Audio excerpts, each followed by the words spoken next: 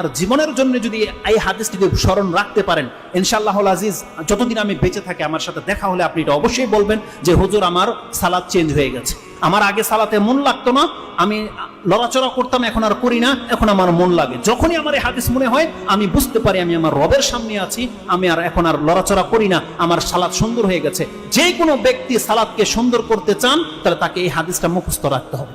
যে হাদিসটা ইমাম বুখারী রাহিমাহুল্লাহ তার 2টি অধ্যায়ে এনেছেন, 8 নম্বর অধ্যায় এবং 10 নম্বর অধ্যায়, 2টা অধ্যায়ে পাবেন। 8 নম্বর অধ্যায় সালাতের অধ্যায়, তাতে আপনি 405, 403, 4, 5, 6, 7, 8, 9, 10, 17 পর্যন্ত একটা হাদিসই পাবেন। এবং আপনি সেটা 10 নম্বর অধ্যায় কিতাবুল আযানের মধ্যে পাবেন, হাদিস হচ্ছে 753। এবং ইমাম মুসলিম রাহিমাহুল্লাহ তিনিও তার কিতাবুল মসজিদ 5 নম্বর অধ্যায়ে উল্লেখ করেছেন 1110, মানে 1110 নম্বর এই হাদিসটা পাবেন। আনাস রাদিয়াল্লাহু তাআলা তিনি বলছেন আন্না রাসূলুল্লাহ সাল্লাল্লাহু আলাইহি ওয়াসাল্লাম রাআ নুখামাতান ফিল কিবলাতি, রাসূলুল্লাহ সাল্লাল্লাহু আলাইহি ওয়াসাল্লাম একদিন কিবলার পাশে নাক ফোঁটা, কেউ হয়তো থুতু ফেলেছে বা নাকের ময়লা ফেলেছে, কিবলার দেয়ালের মধ্যে লেগে আছে, এটা রাসূল সাল্লাল্লাহু আলাইহি ওয়াসাল্লাম দেখতে পেয়েছে। ফাশাক্কা যালিকা আলাইহি হাত্তা রুইয়া ফি ওয়াজহিহি, রাসূলুল্লাহ সাল্লাল্লাহু আলাইহি ওয়াসাল্লাম এতটা বেশি কষ্ট পেয়েছেন যে তার চেহারায় পর্যন্ত সেই কষ্টের ছাপটা ফুটে উঠেছে। ফাকামা, রাসূলুল্লাহ টিকতে পারলেন না, দাঁড়িয়ে গেলেন। ফাহাক্কাহু বিয়াদিহি, নিজের হাতে সেই কাশফোঁটা পরিষ্কার করেছে রাসূলুল্লাহ সাল্লাল্লাহু আলাইহি ওয়াসাল্লাম। মসজিদ এমন একটা জায়গা, আপনার মতো টাইলসের মসজিদ রাসূল সাল্লাল্লাহু আলাইহি ওয়াসাল্লামের ছিল না, খেজুর পাতার ছিল, কিন্তু কিবলার সামনে মসজিদের খেজুর পাতার মধ্যে নাক ফোঁটা পড়ে আছে। মুহাম্মদুর রাসূলুল্লাহ সাল্লাল্লাহু আলাইহি ওয়াসাল্লাম তার বরকতের হাত দিয়ে নিজের হাতে সেই ময়লা পরিষ্কার করছে, কারণ সে জানে আল্লাহর সন্তুষ্টি অসন্তুষ্টি কিসে রয়েছে, সে জানে। কারণ রাসূল সাল্লাল্লাহু আলাইহি ওয়াসাল্লাম বলছেন আমার সামনে সৎ কাজগুলো এবং পাপ কাজগুলো খুলে দেওয়া হয়েছে, আমি দেখতে পেলাম সেখানে সৎ কাজের মধ্যে এটাও লেখা আছে যে মসজিদ থেকে একটা কষ্টদায়ক বস্তু ফেলে দেওয়া, এটা সৎ কাজের লিস্টের মধ্যে আল্লাহ লিখে দিয়েছে। কে করেছে এত বড় পাপ? রাসূলুল্লাহ সাল্লাল্লাহু আলাইহি ওয়াসাল্লাম নিজের হাতে সেটাকে পরিষ্কার করে দিয়েছে।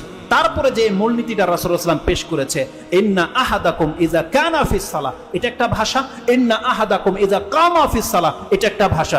রাসূলুল্লাহ সাল্লাল্লাহু আলাইহি ওয়াসাল্লাম বলেছেন যখন কোনো ব্যক্তি তোমাদের মধ্যে নামাজে থাকে অথবা নামাজে দাঁড়ায় যায়, ইন্না আহাদাকুম ইযা কামা ফিস সালাহ ফাইন্নাহু ইউনাজি রাব্বাহ, সে তার রবের সাথে এখন মুনাজাতে লিপ্ত, সে তার রবের সাথে এখন মুনাজাতে লিপ্ত। যতক্ষণ পর্যন্ত সে সালাতে থাকে সে আল্লাহর সাথে কথা বলছে সরাসরি। আর আল্লাহ সুবহানাহু ওয়া তাআলা নবীদের সাথে কথা বলেছে ওহী মারফত। রাসূলুল্লাহ সাল্লাল্লাহু আলাইহি ওয়াসাল্লাম বলছেন ইউনাজি রাব্বাহ, সে তার রবের সাথে ডাইরেক্ট কথা বলছে, চুপি চুপি কথা বলছে, যেটা আর কেউ জানে না, একমাত্র তার সে জানে, তার রব জানে। রাসূল সাল্লাল্লাহু আলাইহি ওয়াসাল্লাম বলেছেন আও ইন্নাহু বাইনাহু ওয়া বাইনা কিবলাতিহি, রাসূলুল্লাহ সাল্লাল্লাহু আলাইহি ওয়াসাল্লাম বলছেন কোন ব্যক্তি যখন আল্লাহু আকবার করে দাঁড়িয়ে যায় তার আর তার কিবলার মাঝে আল্লাহ উপস্থিত থাকে। ইন্নাহু বাইনাহু ওয়া বাইনা কিবলাতিহি, আল্লাহ তার এবং তার কিবলার মাঝে উপস্থিত হয়ে যায়, আল্লাহ বলছেন। আর মুসলিমের যে বর্ণনা বা বুখারীর ওই হাদিসটাতে যেটা 753 রয়েছে, রাসূলুল্লাহ সাল্লাল্লাহু আলাইহি ওয়াসাল্লাম বলছেন ইন্না আহাদাকুম ইযা কানা ফিস সালাহ ফাকিবালা ওয়াজহিহি ফাইন্নাল্লাহা কিবালা ওয়াজহিহি ফাইন্নাল্লাহা কিবালা ওয়াজহিহি, আল্লাহ সুবহানাহু ওয়া তাআলা তার চেহারার সামনে থাকে, এটা বুঝেন। মানে আপনি যখন আল্লাহু আকবার বলেছেন, সেটা হোক সুন্নত নামাজ, নফল নামাজ, ফরজ নামাজ, আপনি যেমনি বলবেন আল্লাহু আকবার, রাসূল বলছে আপনার চেহারাটা তখন সরাসরি আল্লাহর সামনে থাকে। কোন মালিকের সামনে যদি কোনো ব্যক্তি, কোনো মালিক যদি দাঁড়িয়ে থাকে, তার গোলাম কি টেরবেটার করতে পারে? অথবা এটার পজিটিভ দিক নিয়ে নেন, আপনি যার ইবাদত করেন আপনার যদি ফিল হয় যে আমার মালিক এখন আমাকে দেখছে, আমার সাথে তার সম্পর্ক রয়েছে, সুবহানাল্লাহ, আপনার অবস্থাটা কেমন হতে পারে? তাহলে এই হাদিসটা আমাদেরকে স্মরণ রাখতে হবে যতদিন পর্যন্ত আপনি বেঁচে থাকবেন এবং সালাত আদায় করবেন। আপনি জেনে নেন আপনার মর্যাদাটা এমন, আল্লাহ বলছেন যে কেউ তোমাদের মধ্যে সালাতে দাঁড়ায় সে তার রবের একেবারে কাছাকাছি বা তার রবের সাথে এখন সে ইউনাজি রাব্বা। দেখেন এখানে মোনাজাত শব্দটা রয়েছে। আমাদের সমাজে মোনাজাত করে সালাত ফিরানোর পরে, অথচ রাসূল সাল্লাম বলছেন মোনাজাত হচ্ছে নামাজের ভিতরে। যতক্ষণ পর্যন্ত আপনি নামাজে থাকেন না কেন, রুকুতে সেজদাতে আপনি যত কিছু বলার আল্লাহর কাছে তখনই বলে দেন। ওই লোক দেখানো আবার হাত তুলে সবাইকে দোয়া করতে হবে না, হুজুরকে বলতে হবে না যে আমাকে দোয়া করেন, বরং আপনি যখন সালাতে দাঁড়িয়ে যান আপনি আপনার রবকে বলেন আপনার কি প্রয়োজন রয়েছে। আমি কি ব্যক্ত করে বোঝাতে পারবো আপনার রবের কাছে যে আপনার কি প্রয়োজন?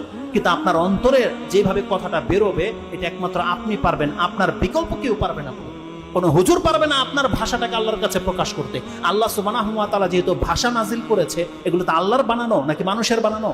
প্রত্যেকটা ভাষা আল্লাহ সুবহানাহু ওয়া তাআলার সৃষ্টি, আর আল্লাহ প্রত্যেকটা ভাষা বোঝে। যাই আল্লাহ সুবহানাহু ওয়া তাআলা বলেছেন বান্দা তুমি আমাকে ডাকো।